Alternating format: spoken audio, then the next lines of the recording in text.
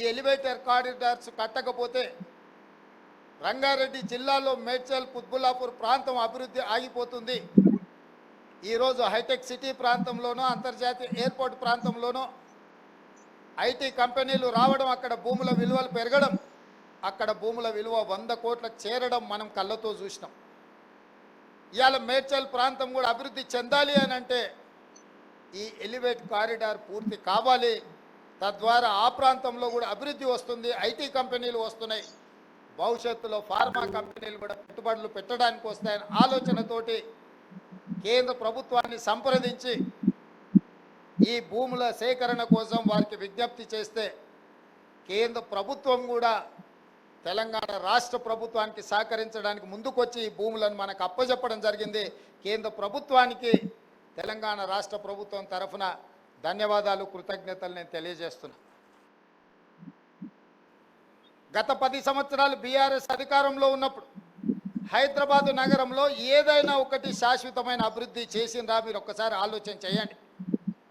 ఈరోజు నగరానికి వచ్చిన ఐటీ కంపెనీలు కావచ్చు, హైటెక్ సిటీ కావచ్చు, అంతర్జాతీయ ఎయిర్పోర్ట్ కావచ్చు, ఔటర్ రింగ్ రోడ్ కావచ్చు, మెట్రో రైలు కావచ్చు, కృష్ణానది జలాలు కావచ్చు, గోదావరి జలాలు కావచ్చు, అదేవిధంగా వివిధ అభివృద్ధి కార్యక్రమాలు ఆనాడు కాంగ్రెస్ పార్టీ ఉన్నప్పుడే చివరికి నక్లెస్ రోడ్ కావచ్చు, అప్పుడప్పుడు సెల్ఫీలు దిగి సెల్ఫ్ డబ్బాలు కొట్టుకుంటున్న కేటీఆర్ గారు దిగే శిల్పారామం కూడా ఆ రోజు కాంగ్రెస్ పార్టీ అభివృద్ధి చేసింది.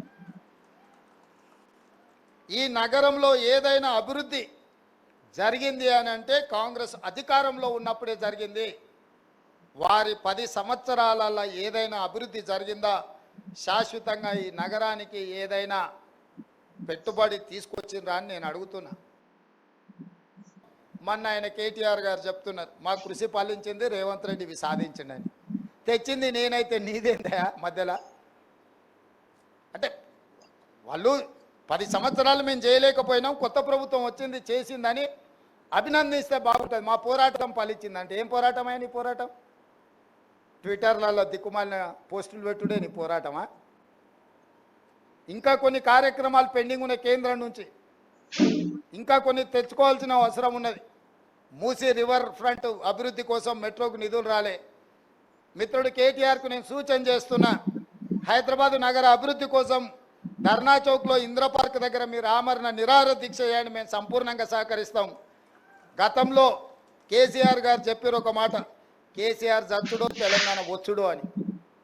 ఇప్పుడు కేటీఆర్ గారు కూడా ఆ స్ఫూర్తిని తీసుకొని కేటీఆర్ జచ్చుడో నగరానికి నిధులు వచ్చుడో రెండిట్లలో ఏదో ఒకటి తేలే విధంగా కార్యక్రమాన్ని తీసుకోవాల్సిందిగా ఆయన దీక్ష కూర్చుంటే మా కార్యకర్తలే కంచేసి కాపాడుతుంది. దానికి మా మైనంపల్లి హనుమంతరావు గారిని పూర్తి బాధ్యత.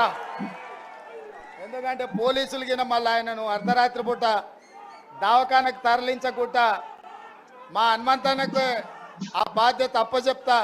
వారు చూసుకుంటారు నిధులు సాధించుడో లేకపోతే వాళ్ళ స్లోగన్